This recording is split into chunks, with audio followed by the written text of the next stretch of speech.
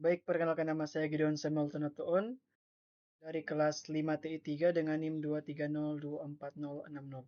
Pada saat ini, saya akan menjelaskan tentang pemodelan dalam Decision Support System. Lanjutan dari materi-materi sebelumnya yang sudah dibahas dan dapat dicek pada channel YouTube saya di video-video sebelumnya. Oke, langsung mulai saja. Nah, yang pertama, pengertian model. Model adalah representasi sederhana dari suatu sistem atau masalah nyata yang digunakan untuk membantu dalam pengambilan keputusan. Model ini bisa berupa perhitungan matematis, simulasi, atau aturan-aturan tertentu. Nah, dalam sistem pendukung keputusan atau Decision Support System atau yang disingkat DSS, model berfungsi sebagai alat bantu untuk menggambarkan, menganalisis, dan memprediksi suatu situasi nyata. Nah, dengan adanya model, pengambil keputusan dapat lebih mudah memahami masalah, mengevaluasi berbagai alternatif, dan memilih solusi terbaik. Kemudian jenis-jenis model dalam DSS. Nah, terdapat beberapa jenis model yang sering digunakan dalam DSS, yaitu yang pertama ada model statistik. Model ini digunakan untuk menemukan hubungan antara variabel-variabel yang ada, misalnya bagaimana pengaruh biaya iklan terhadap jumlah penjualan. Model ini biasanya sudah tersedia di dalam perangkat lunak DSS. Mungkin ini yang model statistik ini yang sering kita lihat dalam bentuk grafik ya, statistik. Misalnya penjualan dari tahun ke tahun, itu adalah salah satu contoh dari model statistik. Kemudian ada model finansial. Nah, model ini dipakai untuk menyusun laporan keuangan, membuat proyeksi pendapatan, dan merencanakan keuangan di masa depan. Model ini semi terstruktur dan biasanya ditulis dengan bahasa khusus DSS seperti IFS. Nah, model ini seperti laporan-laporan keuangan tiap tahunnya atau tiap bulannya, dan ini yang nantinya akan menjadi dasar untuk mengambil keputusan berdasarkan pendapatan-pendapatan yang ada. Kemudian yang ketiga ada model optimasi. Nah, model ini digunakan untuk mencari solusi terbaik dari suatu masalah, terutama ketika sumber daya yang ada terbatas. Nah, salah satu teknik yang sering dipakai adalah linear programming. Contohnya, menentukan strategi pemasaran yang paling efisien dengan anggaran tertentu.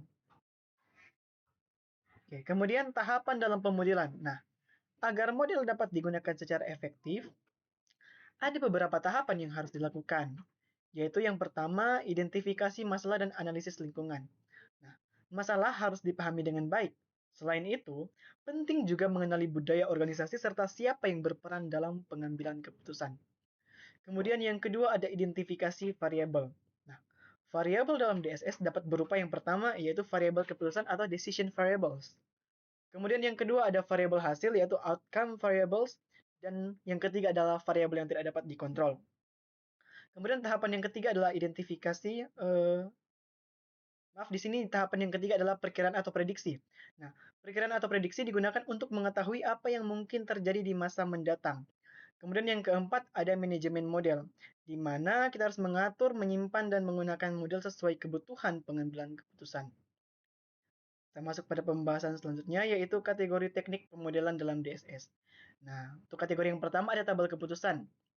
Di sini bisa kita lihat penjelasannya. Untuk tujuan dari tabel keputusan yaitu membandingkan alternatif secara sistematis. Nah, kelebihannya sistem ini, kategori ini sederhana dan mudah dipahami. Nah, cocok digunakan jika jumlah alternatif sedikit. Misalnya memilih jenis investasi, mungkin seperti obligasi, saham, deposito. Kita bisa memilihnya berdasarkan kondisi ekonomi. Kemudian kategori yang kedua adalah pohon keputusan, di mana ini menggambarkan pilihan dan hasil secara grafis. Kemudian visualnya mudah dan menjelaskan alur keputusan, dan digunakan saat ada beberapa pilihan yang bercabang. Misalnya memilih strategi pemasaran, bisa memilih iklan TV, media sosial, atau brosur. Mungkin ini pohon keputusan ini dari misalnya untuk pohon keputusannya memilih iklan, lalu muncul 3 cabang yaitu iklan, TV, media sosial, atau brosur, kemudian bercabang lagi menunjukkan output dari keputusan tersebut, misalnya iklan TV untuk pendapatannya itu berapa, media sosial berapa, atau brosur juga berapa. Kemudian kategori yang ketiga yaitu optimasi matematis, di mana tujuannya itu untuk menemukan solusi terbaik dari banyak alternatif dengan batasan tertentu. Nah, kelebihannya ini memberikan solusi yang optimal. Nah, kategori ini menggunakan metode seperti linear programming untuk menentukan alokasi sumber daya terbatas. Misalnya, tenaga kerja, modal, atau mesin.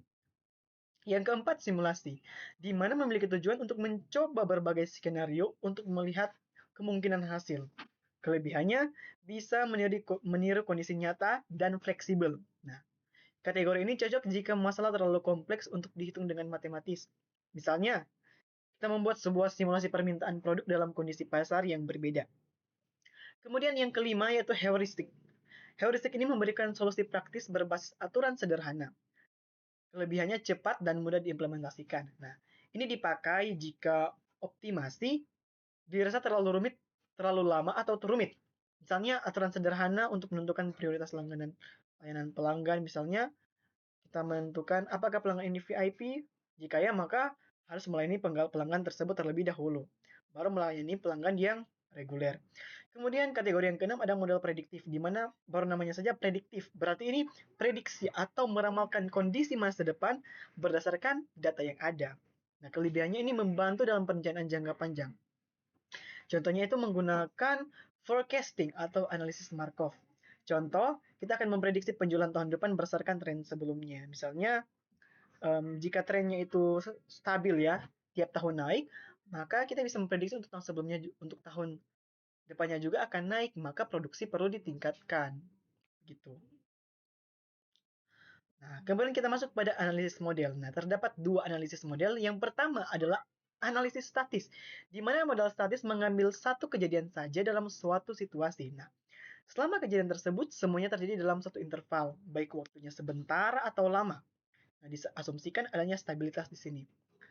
Kemudian untuk contoh pendapatan triwulan atau tahunan, yaitu keputusan mengenai membuat sendiri atau membeli satu produk.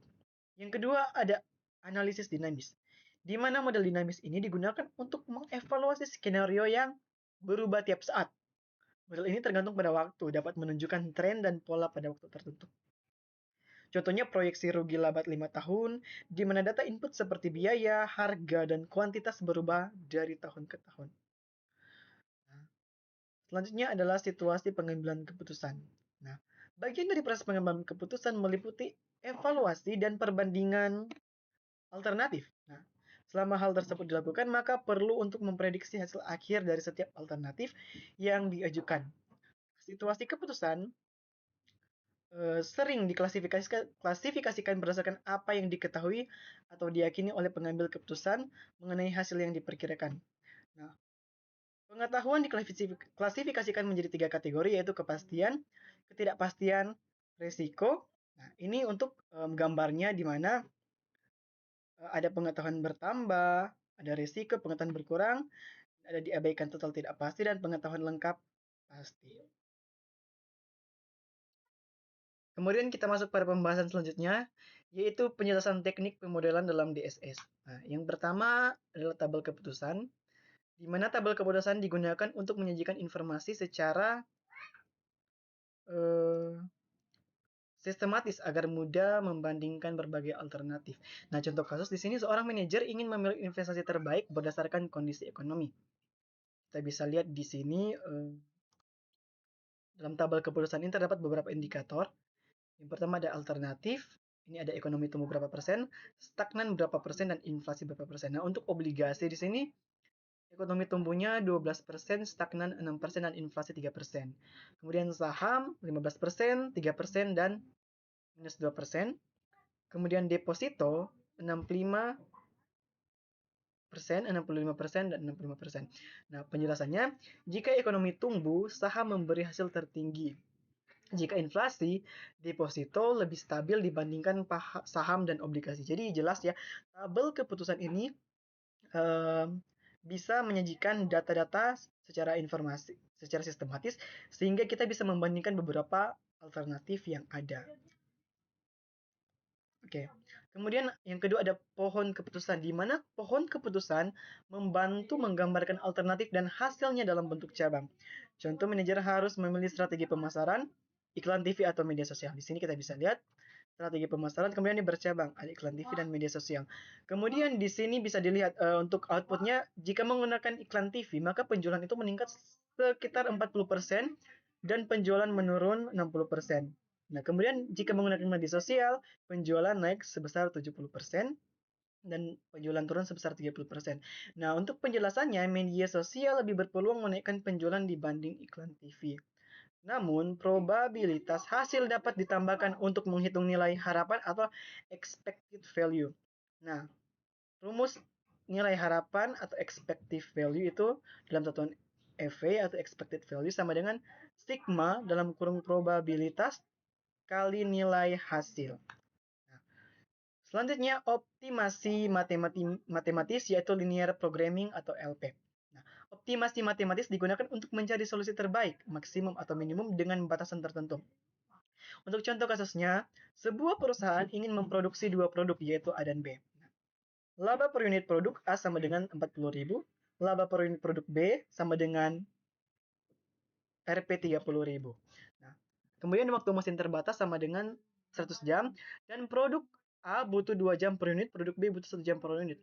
Nah, kita bisa menggunakan model matematis untuk menghitungnya dengan rumus variabel keputusan yaitu X1 sama dengan jumlah produk A dan X2 sama dengan jumlah produk B. Nah, fungsi tujuannya maksimalkan laba dengan rumus Z sama dengan 40.000 X1 tambah 30.000 X2.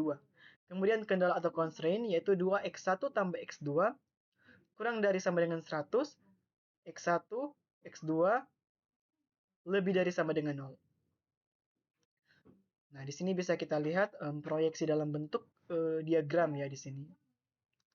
Kemudian yang keempat ada simulasi, di mana simulasi digunakan untuk mencoba berbagai skenario, yaitu what if analysis, tanpa risiko nyata. Contoh kasus, sebuah perusahaan ingin mengetahui bagaimana fluktuasi permintaan memengaruhi persediaan barang. Di sini kita bisa lihat permintaan ke persediaan gudang, produksi baru juga mengecek persediaan gudang, kemudian dari persediaan gudang itu ke pemenuhan pesanan. Nah, rumus simulasi stok atau contoh sederhananya di sini persediaan T tambah 1 sama dengan persediaan T tambah produksi T sama dengan kurang permintaan T. Nah, simulasi dilakukan berulang kali dengan nilai permintaan berbeda-beda untuk melihat. Kemudian yang kelima ada heuristik, di mana ini adalah metode dengan aturan praktis atau rule of thumb yang menghasilkan solusi cukup baik meskipun bukan optimal. Contoh kasusnya menentukan prioritas pelayanan pelanggan, aturan heuristik layani pelanggan VIP terlebih dahulu baru pelanggan reguler, di mana inputnya masuk ke antrian pelanggan, kemudian dia ke if else percabangan kondisi, yaitu apakah VIP, jika ya maka akan dilayani VIP terlebih dahulu, jika tidak maka akan melayani reguler.